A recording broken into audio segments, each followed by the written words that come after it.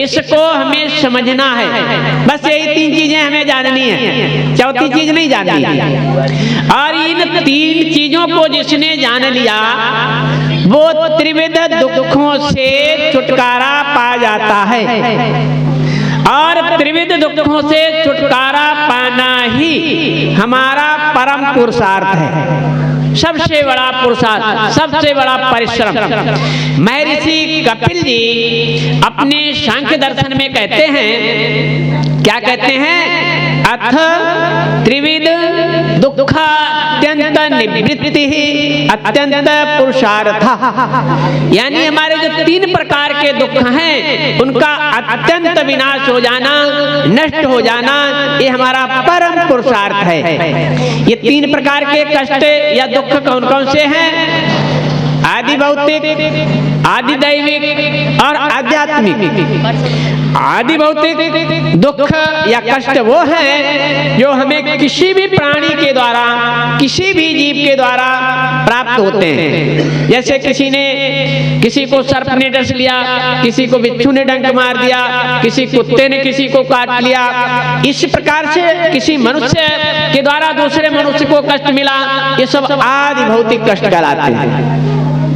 और आदि दैविक कष्ट कौन से हैं? आदि दैविक कष्ट वो हैं जो हमें परम पिता परमात्मा की व्यवस्था में, जब हम देवों का पूजन नहीं करते, हम देवों को तृप्त नहीं करते, हम देवों को शुद्ध नहीं करते, हम उनको प्रदूषित करते जा रहे हैं। और हम जब उनको शुद्ध नहीं करते तो उनका प्रकोप होता है। क्या प्रकोप होता है? कभी ओले पड़ जाते हैं, कभी भयंकर तूफान आ जाता है, कभी भूचाल आ जाता है। इस प्रकार से कभी अनावृष्टि हो जाती है, कभी अतिवृष्टि हो जाती है, कहीं बादल फट जाता है, इस प्रकार से कहीं बिजली गिर जाती है। ऐसे ऐसे दैवीय प्रकोप होते हैं, उन सब का हमें सामना करना पड़ता है। ये सब सामना क्यों करना पड़ता है? क्योंकि देवों में विकार जब उत्पन्न होता है तभी वो प्रकोपित होते हैं। ऐसी परम पिता परमात्मा की व्यवस्था है। और उस दैवीय प्रकोप से बचने के लिए परम पिता परमात्मा ने हमें एक मार्ग बताया, विधान बताया। और वो क्या विधान बताया? वो ये यज्ञ बताया। इस यज्ञ में हम जो आहुति डालते हैं, देखिए बातें ना करिए आप लोग, बातें घर पे कर लेना जाके।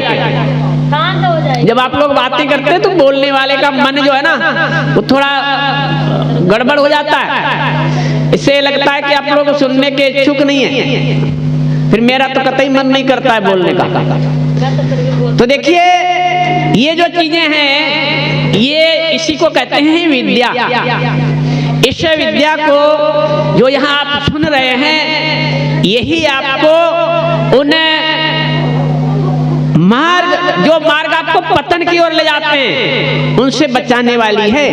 यही एकमात्र विद्या है। और ये यज्ञ हमारा सर्वश्रेष्ठ कर्म है संसार का। यज्ञो वही श्रेष्ठ तमम कर्म, इससे उत्तम कोई कर्म नहीं है। देखिए इससे उत्तम कर्म क्यों नहीं है? इसके जब हम मंत्रों का अर्थ चिंतन करते हैं तो हमारे आत्मा जो हमारा है वो पवित्र हो जाता है। इंद्रियां, मन, बुद्धि सब मंत्रों के चिंतन से भी पवित्र होते हैं। और जो आहुति हम डालते हैं तो अग्नि उस आहुति को, उस हमारे डाले हुए पदार्थ को सूक्ष्म करके इतनी वेदन शक्ति अग्नि बढ़ा देता है कि वो हमारे रोम रोम को पवित्र करता है।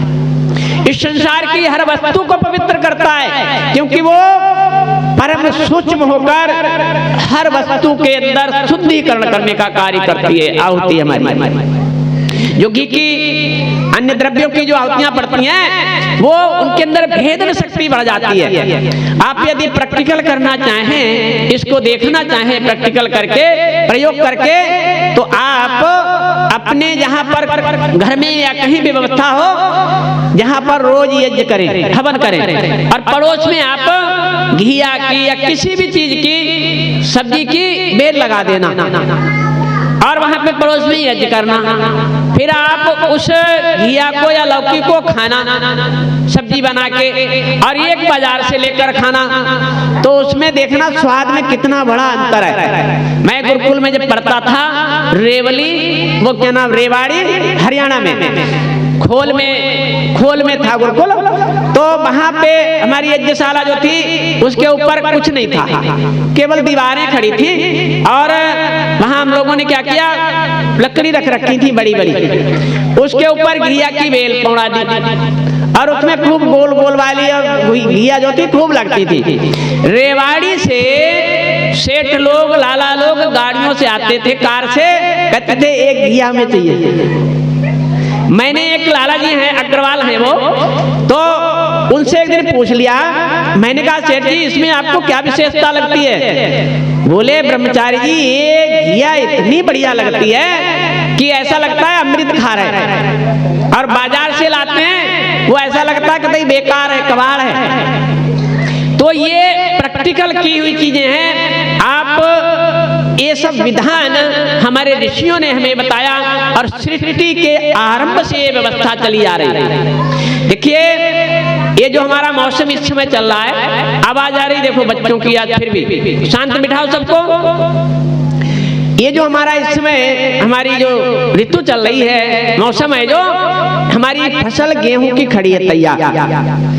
इस समय ओलावृष्टि का बहुत भय रहता है ना, और यदि ओला कहीं ज्यादा पड़ जाता तो फसल चौपट हो जाती है। सन 2015 में पड़े थे पीलीभीत जिले में, तो गेहूं कतई सब गायब हो गए थे।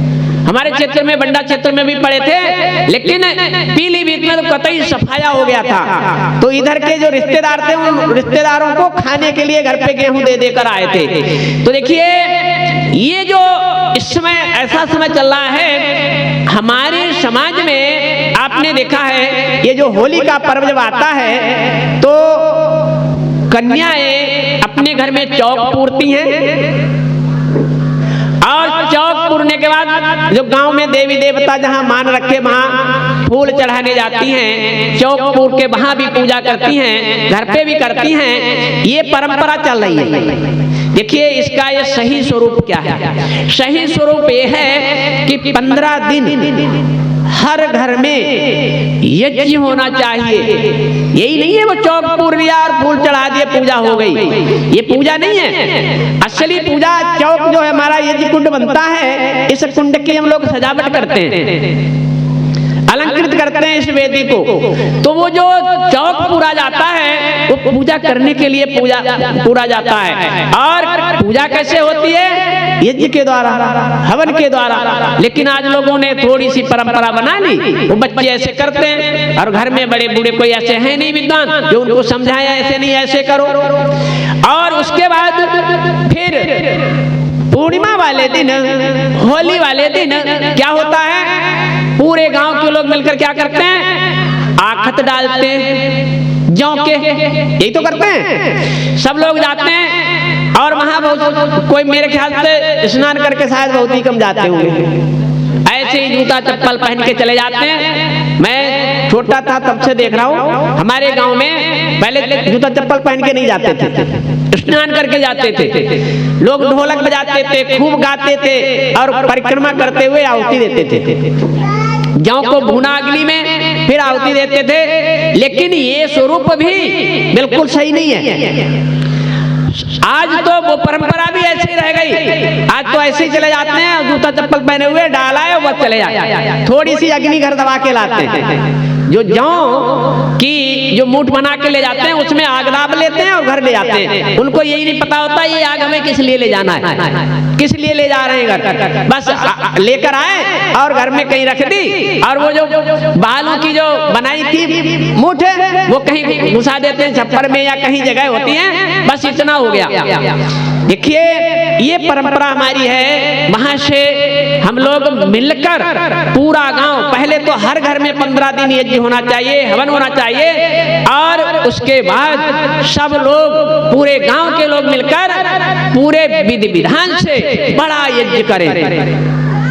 सब लोगों का सम्मिलित भोजन बने, एक दूसरे से गले मिले, सब जितना वहीमनस के अंदर से वो सब मिटा दें और गले मिले, एक दूसरे को मिठाइयाँ खिलाएं, सब लोग पहले हवन करके इसके बाद ये सब विधान करें। तो देखिए ये जो कार्य है हमारे जो इस समय मैंने प्रैक्टिकल किया कई बार, आत्मविश्वास बढ़ जाता है, आत्मबल बढ़ जाता है। कई बार जहां मैंने यज्ञ कराया तो बादल ऐसे घुमड़ के आए, लोग परेशान हुए, बोले गुरुजी अब तो सब तहस नहस हो जाएगा। मैंने कहा कुछ नहीं गड़बड़ होगा। जैसे हमारे आचार्य जी अभी उस दिन परसों वाले दिन बादल आ रहे थे, कहते नहीं परमात्मा सब रक्षा करेंगे, तो इनके अंदर आत्मबल था, आत्मबल है, इसी वजह से इन्होंने कहा। अब देखो वही हुआ, थोड़ी सी बूंदे गिरी बंद हो गया। हमने क्या किया, जौ मंगाए 5 किलो, यज्ञ चल रहा था, हमने जौ की आहुति दिलवानी शुरू कर दी। देखिए जौ की आहुति देने से वर्षा को रोका जा सकता है, जौ की आहुति से। और ये कुछ विशेष मंत्र है हमारे वेदों में, वृष्टि करने के मंत्र हैं, उसमें घृत और कुछ संविधाएं विशेष हैं। खदीर वृक्ष की संविधाएं होती हैं और गाय का घी हो, यदि विशेष मात्रा में, बड़ी मात्रा में उस यज्ञ को किया जाए तो वर्षा होती भी है। यही बादल, जो बादल पानी में जो वाष्प बन के उड़ता है या जो जल वाष्प बन के ऊपर पहुंच जाता है, हमारी आहुति द्वारा जो घी सामग्री का जो सूक्ष्म होके भाग पहुंचता है, वो वहां उसको इकट्ठा करके उस वर्षा को भी करता है। तो सब विधान हैं, सही हैं और सत्य भी हैं, हम लोग उनको अपनाएं और अपने संपूर्ण समाज और राष्ट्र का, विश्व का कल्याण करें। ऐसी हमारी यज्ञ के प्रति भावना होनी चाहिए। यज्ञ में जितना जितना आप अपने आप को समर्पित करेंगे उतना उतना विशेष लाभ होगा। आप थोड़ा डालेंगे और उससे हजारों गुना, लाखों गुना आपको मिलेगा। जैसे 100 ग्राम घी एक व्यक्ति आसानी से खा लेता है, एक व्यक्ति खा लेगा। यदि आपने 100 ग्राम घी से हवन कर दिया तो क्या होगा, उसका लाभ लाखों लोगों को मिलेगा। तो इससे बहुत बड़ा परोपकार होता है, बीमारियां दूर होती हैं, दैवीय प्रकोप शांत होते हैं और हमारी आध्यात्मिक जो वृत्तियां हैं, तो हम देखिए 3 दुख बता रहे थे, पहला आदि भौतिक और दूसरा आदि दैविक। तो आदि दैविक जो प्रकोप होते हैं, दैवीय प्रकोप होते हैं, वो सब नहीं होने पाते, इस यज्ञ के द्वारा ही उनको रोका जा सकता है।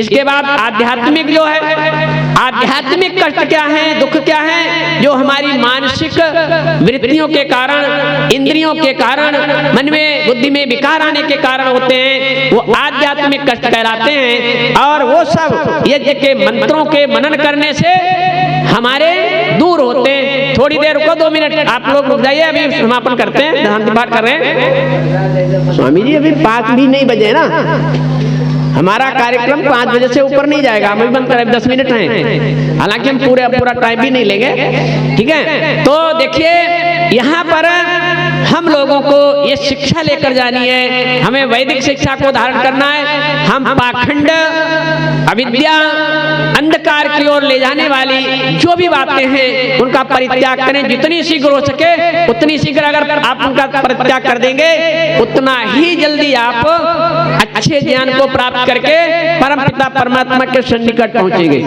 परमपिता परमात्मा उन सब का वर्ण कर लेते हैं जो परमपिता परमात्मा की वेद वाणी का वर्ण करते हैं। जो परमपिता परमात्मा की वेदवाणी का वर्णन करते हैं, जो लोग अपने जीवन में परमपिता परमात्मा उनका वर्णन कर लेते हैं, यही एक साधन है हमारे सबके लिए उत्तम बनने का।